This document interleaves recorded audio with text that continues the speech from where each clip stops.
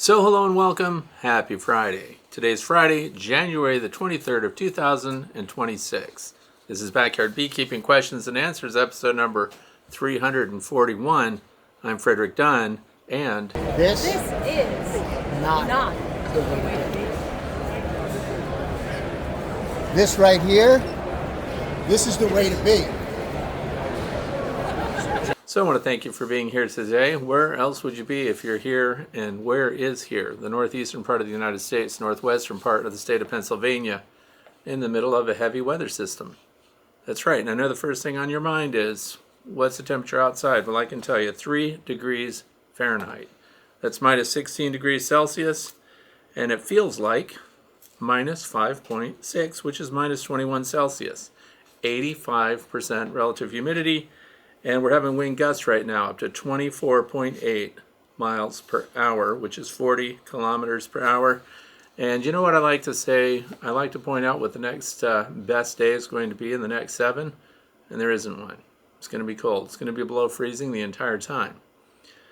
So all we're doing now here in the United States is waiting it out. So wherever you are, I know somebody's going to write that it's 75 degrees and perfect wherever you live. Great. Good for you, Simon, by the way, who shared with me that Australia is sitting pretty. That's good. If you've got some special trick for protecting your bees and your hives from the heavy winds and icing that's coming your way, especially in the south now, write it down in the comments below so people can benefit, so they can run out there and wrap their hives with trash bags or something. Another thing you have to think about if you're going to do any kind of emergency wrapping on your hive, make sure it can take the high winds. We're going to have serious wind, so the wind chill is going to be dangerous to people. And just make sure you're secured and ready to go. If you want to know what we're going to talk about today, please look down in the video description. You'll see all the topics listed in order, as always, with maybe some follow-on links that you can use and find helpful.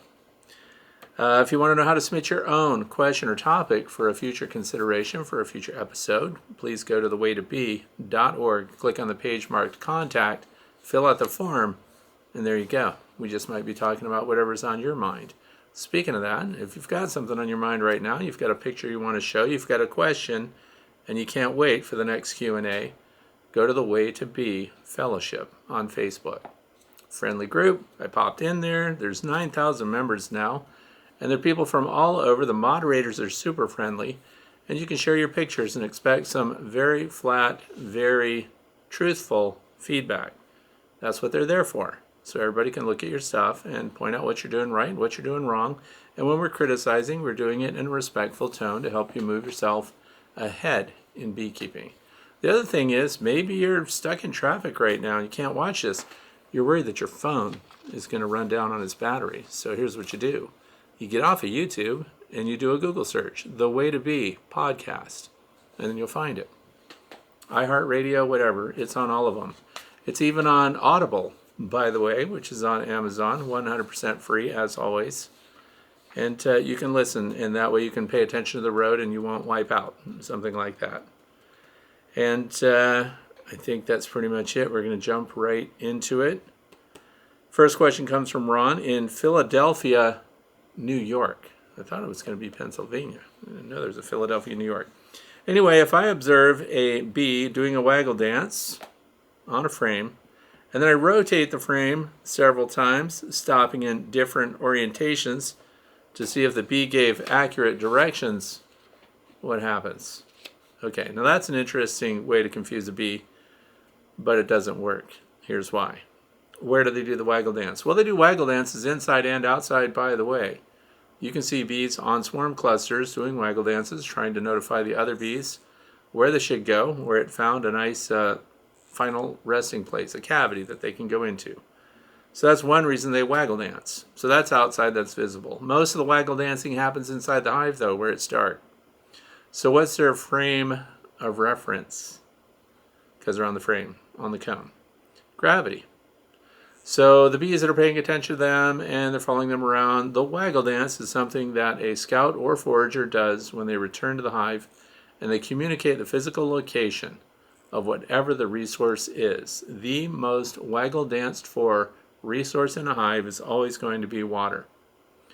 So anyway, the waggle dance is performed in total darkness inside the hive, and the bees that are in contact with the waggle dancer are sensing how many vibrations, how long the vibration is, how many waggle cycles they do, how excited they are about the resource they found, and the dancer is basing its movements off of gravity.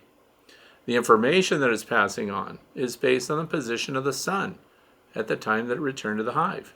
Because when it's giving instructions, it is angling either directly at the sun, off to the right, off to the left, directly away from the sun, for example. If the sun is over here and they waggle dance, they're waggle dancing straight down. That means they want you to go that way.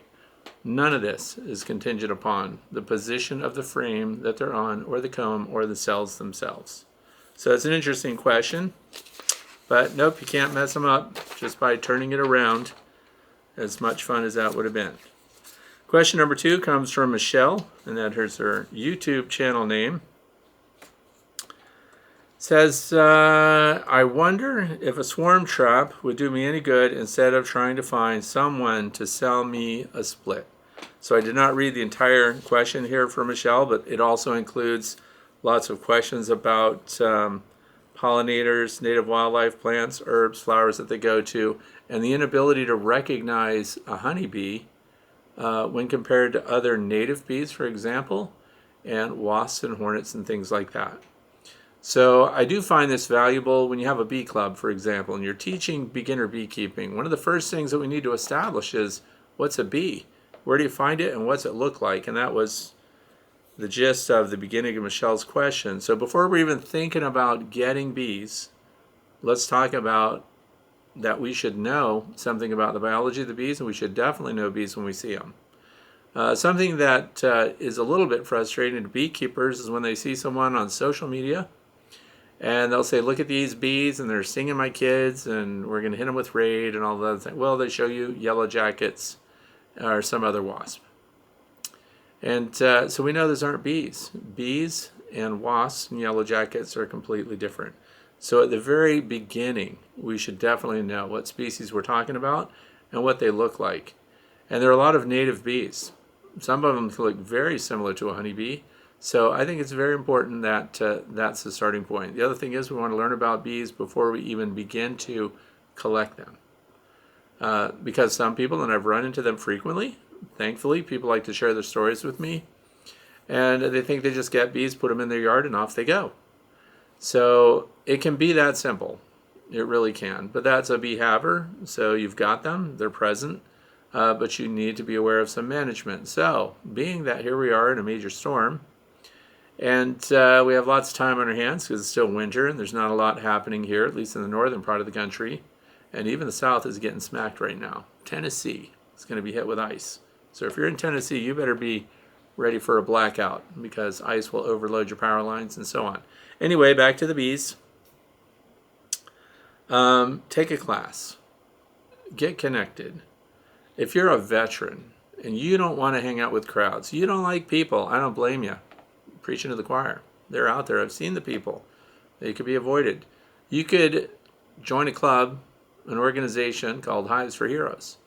Veterans and first responders that suffer from stress, maybe they don't like crowds, you can get a mentor through that program. Maybe you are a mentor and you'd like to have someone that you could teach.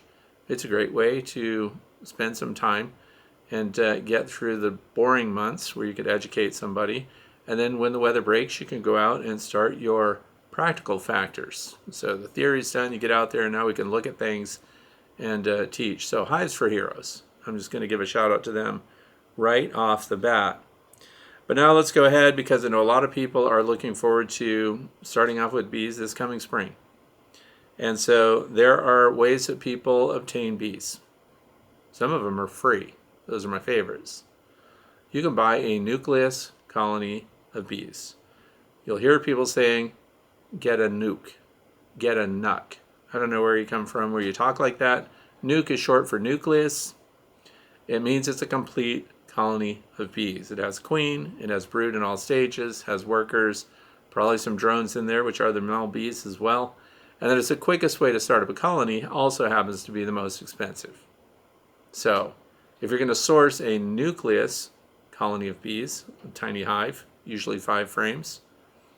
Then you want to make sure it comes from somebody who's reputable, who's going to answer all of your questions. If you're talking to somebody who's selling nucleus colonies of bees, they should be comfortable answering all of your questions and concerns. But I also take you back to the beginning of my response, which is take a course, get educated, read a book, understand kind of the life cycle of the bee through an entire year, all seasons. So anyway, let's say we don't want a nucleus hive. The next thing is you could get a package. A package is just that. It's a package that gets shipped through the mail. Usually it's a bee bus these days, a plastic bee bus. What happens is a lot of bees get piled into a package and they're sold by the pound. 3-pound package, 5-pound package, and they don't even know the queen that's with them. Because when they shake all those bees into that package, they also install a cage that's got a queen in it. And the queen is of known genetics usually. So when you're buying a package, you're really buying the queen, and it can be shipped through the mail. All right. So that's probably the second one. That's second. All the big companies sell package bees. And the next part, and my favorite. So by the way, when the package comes, they're ready to go. They just don't have any young brood in it. They don't have eggs. They don't have comb. It's a free-floating package, which means you have to provide them with a hive when you get them. And the hive needs to have frames in it. It needs to be set up so you can receive those bees and get them going in the right direction. Also, you eventually will release the queen if they don't chew her out of the queen cage that she comes in that has a candy plug in it. Okay. Now those two are out of the way. Let's jump into the freebies. And I'm going to say the same thing all the time these days. This website is called Beeswarmed. Beeswarmed.org. You register on beeswarmed.org and you get a notification when there's a swarm of bees in your area when swarm season starts. I see this as probably the lowest investment, the best way, the most satisfying way to collect your first batch of bees in spring. And because you're under no pressure to make sure that you have a big colony of bees. And so I think local genetics rule. So they do, year after year after year. If you can cycle back genetics, bees that are also adapted to your area, that make it through winter, and when you collect a swarm in spring, first thing, I've said this before, and it's worth mentioning again, you get locally adapted stock that survived winter. And it might even be lucky enough that you get that swarm from a bee tree somewhere where you live. How do you know if the environment where you live can support a lot of feral colonies of bees? Well, there's another website that you can check out. It's called Beescape, BeesCape.org. And that will, when you put in your not your social security, you put in your zip code and your location, and it tells you the quality of forage that you have, whether or not there's a dearth where you live, and how much habitat there is to support the feral colonies of bees that would live in trees, cavities, and things like that. So anyway, getting free bees, collecting a swarm, hiving a swarm, keeping that swarm from leaving the hive, those are all great skills and experiences to have. And they're free. You have nothing to lose. If they fly away, they don't like you, they abscond, you can do it again. Swarm season is not a short season here. Swarm season for us here in my part of Pennsylvania. We have a big one in spring, and it kicks off again in about August and September when another big nectar flow kicks in, and they're trying to reproduce, of course, just before going into winter. But those are less valuable than the ones that you get in spring. So, swarm collections. Instead of trying to find someone to sell me a split, you can also just get your own stuff and use your bee mentor to do it. Let somebody help you out. I have a 10-year-old around here who's a swarm collecting expert. We refer to him as a supervisor, and he would be happy to stand there and criticize every step you take when trying to collect a swarm. Swarms are fun, swarms are easy, swarms are free. Freebies. Question number 3. This comes from Dustin from Bulverde, Texas. Says, hello, Fred. I wanted to ask your thoughts on rendering wax. My question more specifically is, if you render retired brood comb, is there a concern for pesticides or other chemicals, including apivar, in the rendered wax? If using this rendered wax, is there any risk using it to wax new foundation, or even if used in candles or cosmetic products? Thanks for your thoughts on this. Okay, my thoughts on this. And it left out coumaphos, by the way, which seems to be found in every wax sample that gets sends off for analysis. So I will tell you a few things that you can use. Brood comb, by the way, is the oldest comb in the hive. It also has the greatest concentration. The longer beeswax is in the hive, the more it gets used and worked by the bees, the more pesticides are concentrated into it. When foragers go out and they walk over it, it gets darker and darker and darker. And I rotate mine out. There's a lot of different, this is an area that's going to be frustrating for a lot of new beekeepers. I start cycling out my old brood comb on the 6th year. So I get 5 years out of the brood. If it looks black and the bees are avoiding it and the queen's not laying eggs in it, and you can see the queen showing favoritism, or the nurse bees only allowing the brood to develop in other parts of the comb, and other parts are so dry and dark and old that they're ignoring that, it's time to cut that out. I don't mean cut out beekeeping, I mean cut out the comb. And then we think, well, look how fibrous that is. It actually feels like it's made out of felt, like really concentrated fibers. And it's terrible to work with. You can render it into beeswax. But I want to give you some options to use that beeswax for. And it's not cosmetics, and it's not to start new comb, for example. And I'll tell you which wax you should use for those things in just a second. But it's true. The pesticides build up, and I want you to think about it, because some of the things that are mentioned here, for example, what if they use it like for things on your skin?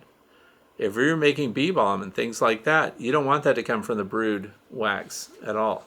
You want that to come from the freshest, newest, purest beeswax in your hive. What beeswax is that?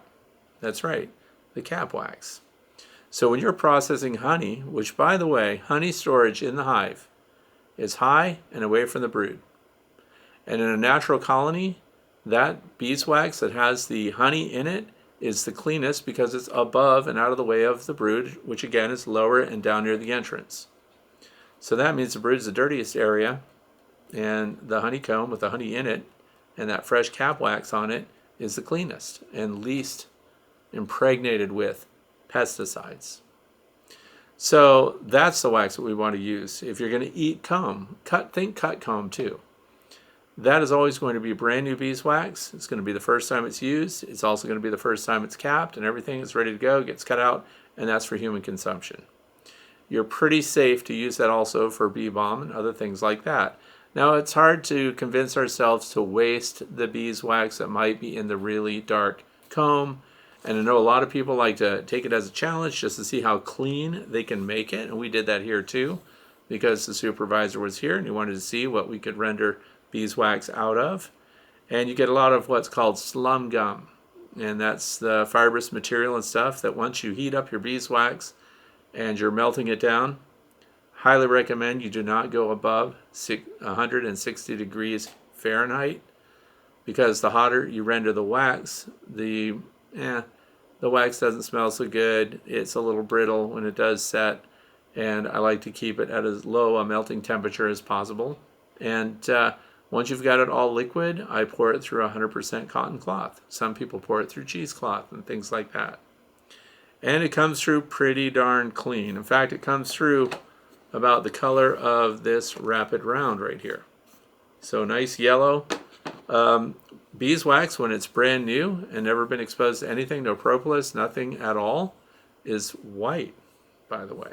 You see that brand new crystal clear white beeswax? It gets changed in color a little later. Also, pure beeswax, when it's brand new, has almost no smell to it. So I think the propolis is giving it its scent.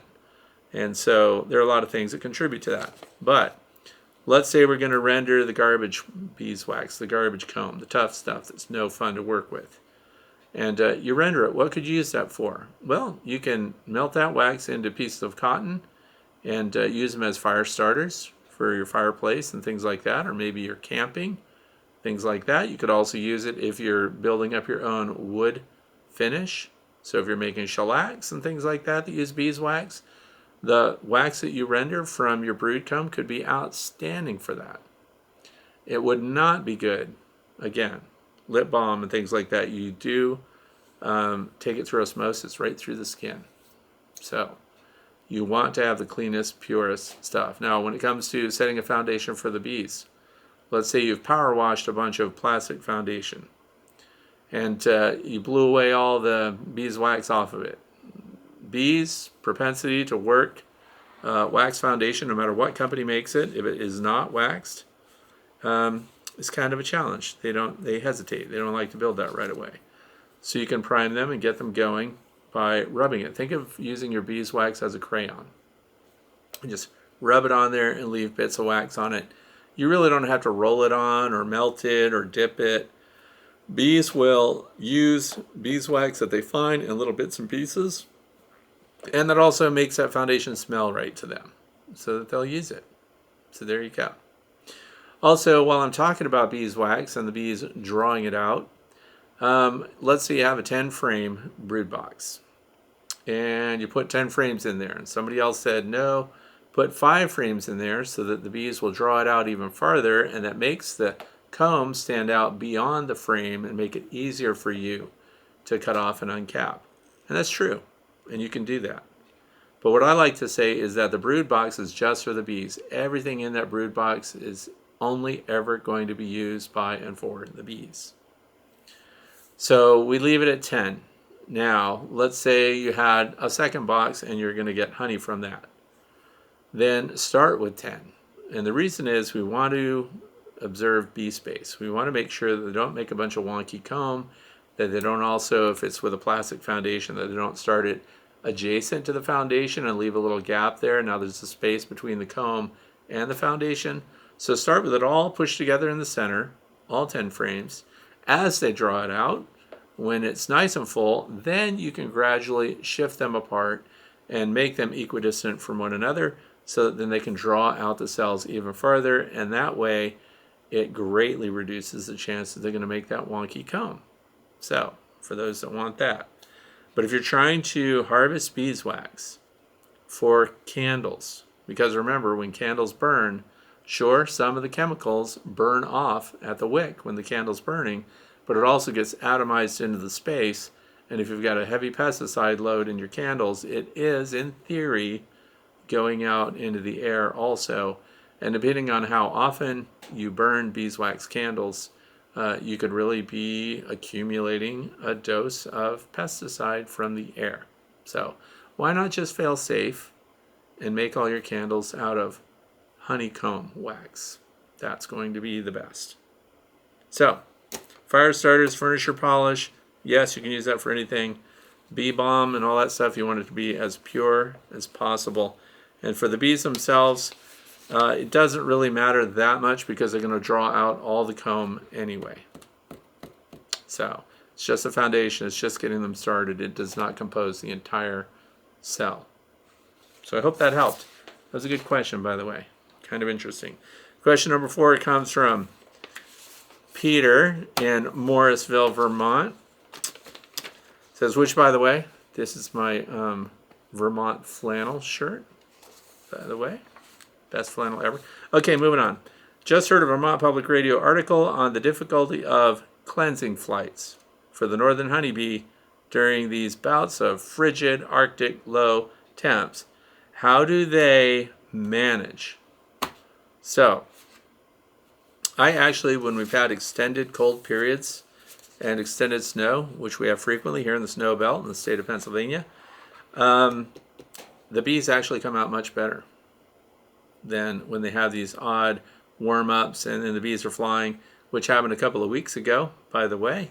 They hit a warm day or two and the bees were out doing cleansing flights, and there were some orientation flights, which means that's new brood. But your bees have a huge capacity to store waste material in their abdomen. And I also want you to think of it this way. How often do you need opportunities for the bees to fly out and do cleansing flights? Well, we're going to need that about every 5 weeks. We could get a day, would be nice, day or two. And you can see when you get those warm-ups, because what color is the snow going to be right in front of the hive, which, by the way, is a good sign. They might have little tan spots in the snow. You don't want to be around when the bees are flying out for the first time. I know that new beekeepers get excited and they run out because the bees are flying, and they go sit there, and then you get these little tan streaks on you. And even our car, that is a good, I don't know, 30, 40 feet from the nearest beehive where I park my car, you'll see little tan streaks on the mirrors and the glass and the side of the car. So they're flying away from the hive as much as they can, as fast as they can, and they're eliminating. So those are cleansing flights. They're cleansing their abdomens and getting rid of the waste material. But when they're in a state of torpor and when it's really cold and it stays cold, their metabolism slows way down. And this takes us right back to what we're feeding the bees, by the way. This is why we don't want to feed them high protein midwinter, at least not where it's cold. Some of you are listening to this and you might be in a warm climate and your bees can fly all the time. There you go. You have an advantage as far as feeding proteins in wintertime. We up here should not. So we want to give them the cleanest fuel possible. The more particulates that are in whatever you're feeding them, the more they have to hold on board until they're cleared to empty their bowels outside the hive. They do not go to the bathroom inside the hive. It's part of their hygienic practices. If something happens and they actually get dysentery inside the hive and they start eliminating inside the hive, there's a very high chance you're going to lose those bees. Now, this takes me into my next part, which is one of the most important things you can do for your hives in the wintertime. Keep the entrance clear. It doesn't mean a huge entrance. 3/8 by 3 inches is fine. Make sure that's clear, and you need to get out there. Let me just plug Bee Smart Designs. This little reacher, and I got another one. I have 2 other types here. They're also aluminum square stock. But anyway, dig in there and clean out your beehive entrances. I can't say this enough. If the bees can't get out, I know bees aren't people, right? But what happens to people when they think they can go to the bathroom? They prepare their mind, they think they're about to go to the bathroom, and then last minute the door shuts in front of them because somebody ran ahead. You live in a big family and one of your sisters ran in there and locked the door. She's going to do her hair, brush her teeth, stare at herself at length in a reflective surface, and you're out there needing to go to the bathroom. So when you're prepared, ready to go to the bathroom, and all of a sudden there's a sudden stop that keeps you from doing it, that's what dead bees are at the entrance. I don't know if that was a good analogy. But the bees can't get out, so they might start eliminating right there. So you end up with a lot of bacteria, a lot of dirt, a lot of potential to spread disease. If you've cleaned it out and they can actually do a cleansing flight. The bees that go out and do cleansing flights that don't return, that's okay. Because they still did a service. They removed waste material from the hive. Both the material that was already in their digestive system, they left with that because they were going to eliminate in the snow or whatever. But if they're also at the end of their life, keep in mind, honeybees don't live forever. They'll be flying out and not returning because they themselves are part of the waste material that otherwise would build up inside the hive. So a cleansing flight might actually be a final flight. So that's it for that. Keep it clean. Don't feed a lot of proteins if you're in the north. Particulates. Even dark honeys are hard for the bees. Think of buckwheat honey. The darker it is, why is the honey dark? Because there's a lot of particulates in it. And it smells good and has a strong flavor, and honey is the best stuff for the bees. But the clearer the honey, the fewer particulates, therefore the higher the carbohydrate compared to the particles that are going to be stuck in the bee's digestive system. So clean entrances, very important. Because you have to think about this. There are bees that, when do they make their first flight? Let's say even when the weather's warm. You have bees that are in there for 4 weeks straight, 5 weeks straight that have never made a flight. So the entire time, whatever they're consuming, metabolizing, the residue of that is still building up in their abdomen. So they can go many weeks on their own. So this is not a huge problem. And just as I said before, you're going to want to wear glasses and protective gear if you want to be right in the front of a landing board when it warms up and it hits 11 o'clock in the morning and it soars to 55 degrees Fahrenheit in the sun. You're going to get initiated with whatever they've been saving. So there's that.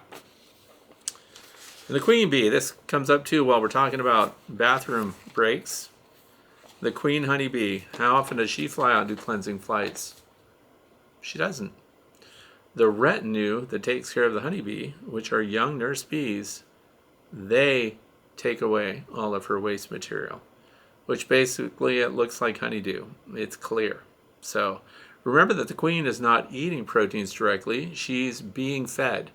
So she's getting the equivalent of a high protein queen specific diet that's coming from the nurse bees.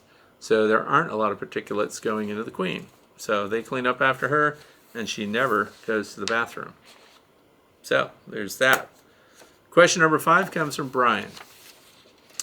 And Brian's in Wilbraham, I hope I said that right, Wilbraham, Massachusetts. Which, by the way, I saw a special and somebody else came up and talked to me recently and said that people in Massachusetts are losing their accent. So they're going to be losing their Ks and their yads and whatever else they say where they lose their Rs. Anyway, so they have a question about the nutritional content of different flowers. Don't we all, Brian? It says, as flowers have evolved to optimize pollination, and some flowers rely heavily on wind and not pollinators, catkins, is the pollen and the nectar from catkins less beneficial for bees? Is there less nutritional value in the nectar? Have the flowers that specifically rely on pollinators, do they have higher nutritional value? This is a huge question. And by the way, this is something that I reached out to Ernst Seeds about. There are native pollinator promoting companies and those that keep the seeds and things like that. And the answer to this question about highest protein value, the best nectar for the bees, the proteins, the most complex proteins, the complete amino acid profiles, which is what the botanists will tell you about, they change even within the same plant species. So this becomes a challenge because the weather conditions contribute or detract from the quality of the proteins that are in the pollen and in the nectar, even the amount of nectar.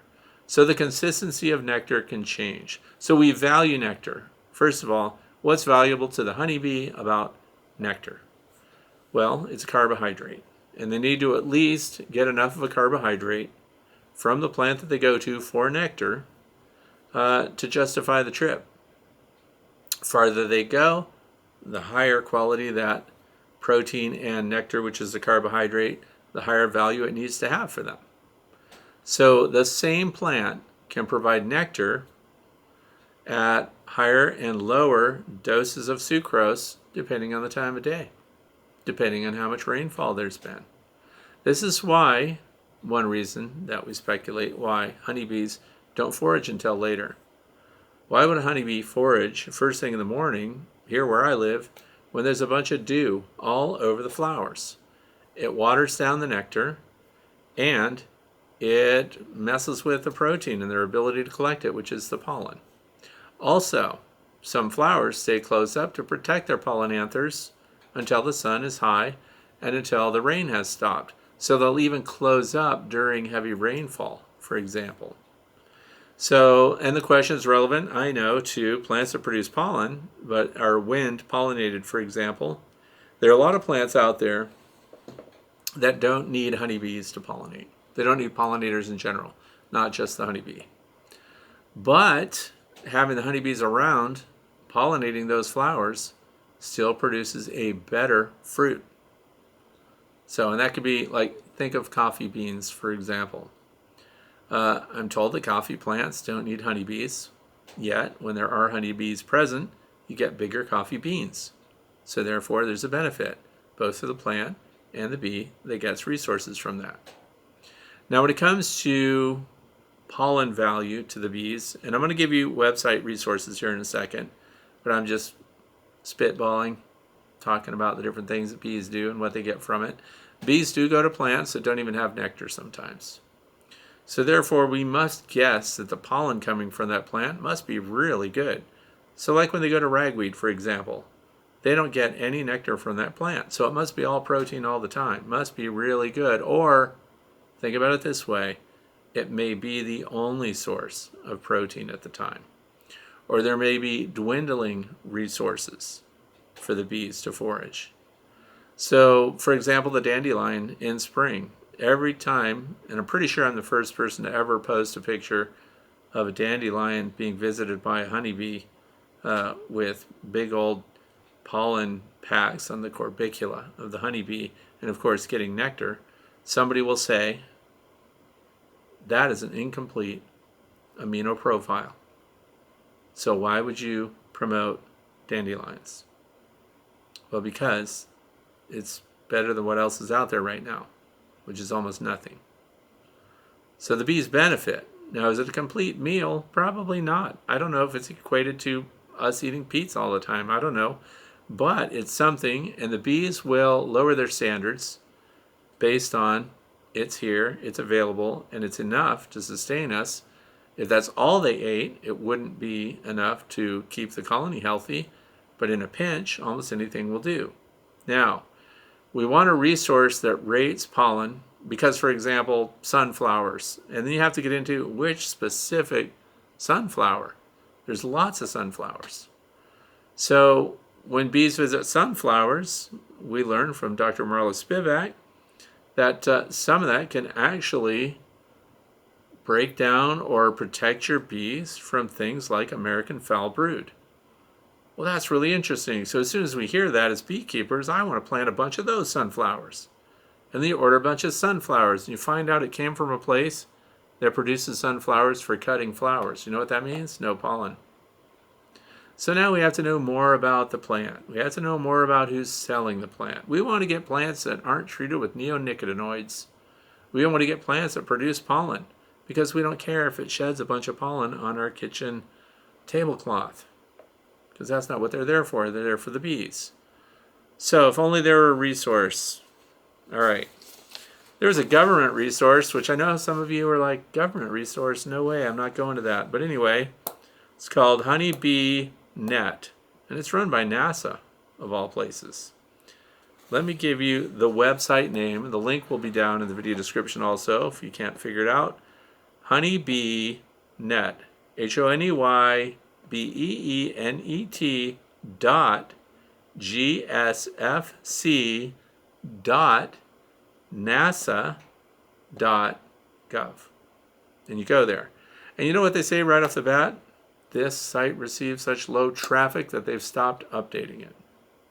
So people aren't making use of this government resource, which is your tax dollars at work, identifying different bloom periods and classifying the plants, whether they are a primary or secondary source of nectar and or pollen, and they rank the pollen quality and they rank the nectar quality.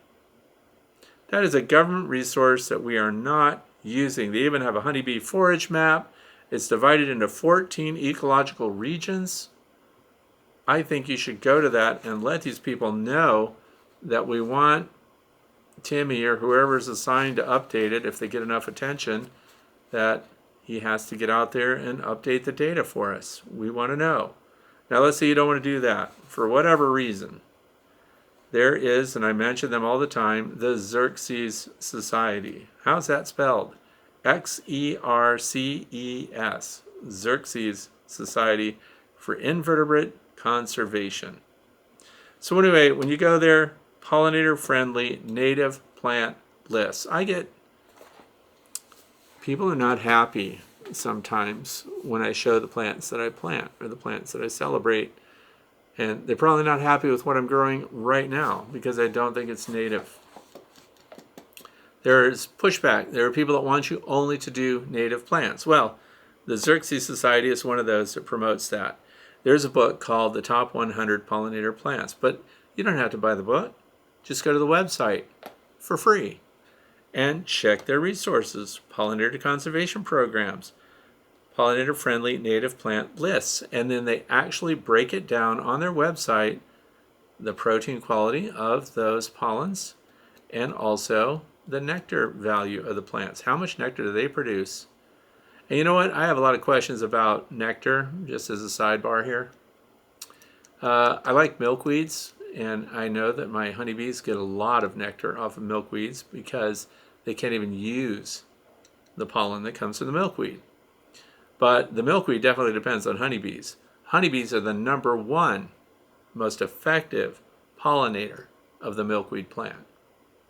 But they get a lot of nectar from it. And my point is, if I gave you a bottle of honey that was made by my honeybees at a very specific time of year, and I said, hey, tell me about this honey. How do you classify it? Well, you know how they classify honey? They look for pollen in suspension, and they identify the pollen, they identify the source. There you go. It's the fingerprint of the nectar. But if there's no pollen in it, if it only gets nectar and no pollen, how do they identify milkweed honey? Have you ever tasted milkweed honey? You probably did. You just probably didn't know that's what it was because there's no pollen to make that connection, which I find very interesting. So anyway, the Xerces Society for Invertebrate Conservation, go there. I'm a member. I joined them. I have their book, Top 100 Pollinator Plants. I think it's nice. They make it very easy. They have little, they're not emojis, but the little pictures of the bird and the butterfly and the bee, and so all these things so that you can identify what's friendly. But if you want to make everybody happy and not get derogatory messages from people, plant natives. Let them believe that's all you care about. Natives, only the native plants. And meanwhile, I have creeping thyme that I have growing right now because I'm going to plant a bunch of creeping thyme.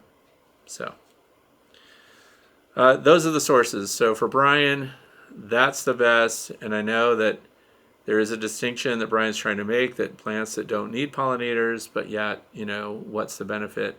Are there still great pollen? Is there pollen value for pollinators there? And yes, there still is. And it's variable. So as I said before, the same plant in a different location will provide a different quality in its the resources, both pollen and nectar. So it's variable. Question number 6. This comes from George in Long Beach, California. Fred, you've often talked about ways to catch swarms, and could one tie an old brood frame to a post in a tree and apply Swarm Commander? If it works, the frame of bees could be transferred into the nuke or the hive. If it's too good to be true, what are your thoughts? Okay. So there you go. That is another way to repurpose an old brood comb and an old brood frame. But, see, when I say but, it means I'm going to shift directions completely here. I pick a branch, personally, on a tree that historically gets a lot of bivouacs from swarms. These are swarms on the move. When your bees move out of a hive, when they're reproducing, and the existing laying productive queen leaves with the swarm, they temporarily land somewhere. And that is our opportunity to control where they're going to be. George mentioned Swarm Commander in here. Swarm Commander, very good stuff. It is not just lemongrass oil. Where can you get it? Who makes it? The Blythewood Bee Company. BLYTHEWOOD. That is the company that produced Swarm Commander. It works great. Okay, enough of the advertising there. So, oh yeah, tell them Fred sent you. Pay the same as everybody else. Moving on. I like to start the year off by spritzing. I have 2 methods for making a branch appealing to a swarm of bees on the go. It's not a final destination. Swarm of bees on the go. Recently, people have been mentioning Russian scions. It's the same thing. They are a scion has a sheltered thing and a post with boards and beeswax and propolis and stuff all over it, this becomes attractive to the bees and they go to it. My point is, I don't need that when I just turn a branch into the same thing, basically. So we're making it appealing to the bees. They land on it, they sniff it, and if they're temporarily resting, they're going to rest there. 7 times out of 9. Okay. So I like to build it up. But here's the other thing is I want to talk about. If we put out a frame of comb, I don't think I would put out the frame. I think I would actually take the old comb, worm it up, and glom it onto the branch. Just think of wrapping a wet rag. Put your nitrile gloves on, get it up to melting temperature, make it super soft, and just actually glom it onto a pine tree, a spruce tree, whatever you've got on a branch that you want them to go to. That already smells right to the bees. Now, here's the thing. The longer it sits out there without any bee attention. So in other words, don't put that out 3 weeks before swarm season is going to start. Put it out a week before swarm season is going to start. When you start to see where I am, you see the dandelions starting to bloom in significant numbers. You look across an open field and there's little yellow dots all over. You're at the beginning of swarm season. So that's for us here, of course. That's when I would go out and prime the branch with the scents. So we can use the old comb like that. And the reason I say not to put it out earlier is it's ultimately exposed to the weather. The bees aren't retaining and maintaining it. They're not preserving it. They're not adding to the scent. So it could ultimately dry out and the scent could wear off. And before you know it, it's just a glom of ugly stuff on your tree branch. So you go out there and spritz it lightly with Swarm Commander, and that makes this residual scent. Swarm Commander is actually a replica of the Nasonov scent that comes from the Nasonov gland, which is how honeybees signal to one another to say, hey, something over here is cool, check it out. So when there is Nasonov in the air, bees that are just flying by come, whoa, what's that? And they check out that smell. They see where it's coming from and they walk around and they look at it and they realize they get duped and it was a phishing scam and they left. So you can do that. Now here's the other thing. If you're going to put the frames out, again, wait till the last minute. And the thinking is, of course, that you get them on the frame. The frame is already convenient. They're on it. You put them in. Now, you don't have to do that, but there is something else that you can use the frame for. And there's a tool. And by the way, I ran into the guy. Look, I just happen to have this thing. It's called the Swarm Reacher. That's what this green plastic thing is on top. It goes on one of your window cleaning threads here on the top. You can put comb that you found or cut off or saved from your hives or old brood comb. And you can spritz it, but this whole idea of spritzing with Swarm Commander, something like this, the tiniest amount, the lightest little spritz. Don't overdo it. You can make it repellent to the bees. But this Swarm Reacher, it's called, you could Google it if you want to find one. And you can telescope this way up into a tree with a scent on it. Because let's say you missed them. I know that like almost never happens. Once you decide that you want the bees to do something, they almost always do exactly what you need them to do. But let's say that you prepped your branch, you set everything out, and didn't the bees come and land high in a tree? Well, now that's where this thing comes in. You spritz out a little bit, you make it smell good, it looks good. That's what you would do, in my recommendation, with your old brood comb that's super stinky and appealing, and you can spritz a little bit of sugar syrup, not a lot. They're not really hunting a lot of sugar syrup right now. The pheromones are much more of an attractant. And then you telescope that thing up there and you wait for them to climb out onto that. And then you bring it down and you put that frame full of bees into your box that you're hoping that they occupy. And now this is the fun part. So you set up this brood box that you're going to collect the swarm in. And you took that frame and you hoisted it up there and you loaded it with bees and you brought it down. I'm not saying shake them off of the frame. I'm saying put them in the box with the bees on it take another frame out of that box because you saved all your old brood comb that's no good for anything else. Clip that onto your swarm reacher, hoist that up there again, and then more bees come onto it until you're going to luck out, and eventually the queen's going to walk out onto that frame. And when they do that, and you bring that frame down and you put the queen on the frame inside that box, what's going to happen at the landing board of the box? They're going to communicate. They're going to signal the rest of the bees that the queen's there. How do they do it? They're going to raise their abdomens. You're going to see that little gland open up, and the Nasonov pheromone is going to go into the air. And what's going to happen to the rest of the bees that are up on that tree branch? They're going to be actively searching for the queen that's now missing, and they're going to leave the branch. They're going to go in your box, and you're done. So there's a lot of things you could do. Swarm reacher. Put it in your pocket, keep it handy. Works really well. Believe it or not, that was the last question of the day. And we're on to the plan of the week. Some people are really in for it.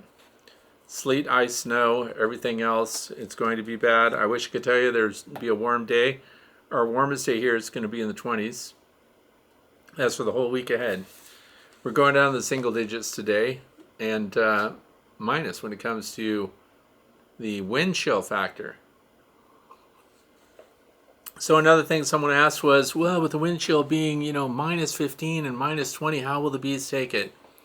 They don't have to take it because your bees are sheltered.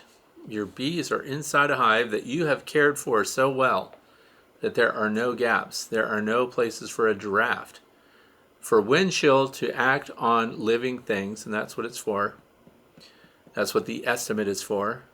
You just need to keep air movement off of your bees. And you do that by providing them with a hive that's well fit together. And this is why as soon as you're done listening to this, you're going to run out there and you're going to look for gaps and cracks and openings to make sure that there isn't going to be a huge wind chill factor blowing into your beehives and damaging the bees in your care. Especially those southern bees that they just can't take anything. These are northern bees up here. If you just keep the wind off of them, just like chickens, if they're not in a draft, they fluff their feathers, they're good to go. So, bees the same thing. Secure for heavy weather. We don't want the wind to blow them over. Just be ready. Stop all drafts. Drafts result in wind chill, the chilling of the bees. If they fall below a certain temperature, they're done. Absolutely done. So, we need to protect them.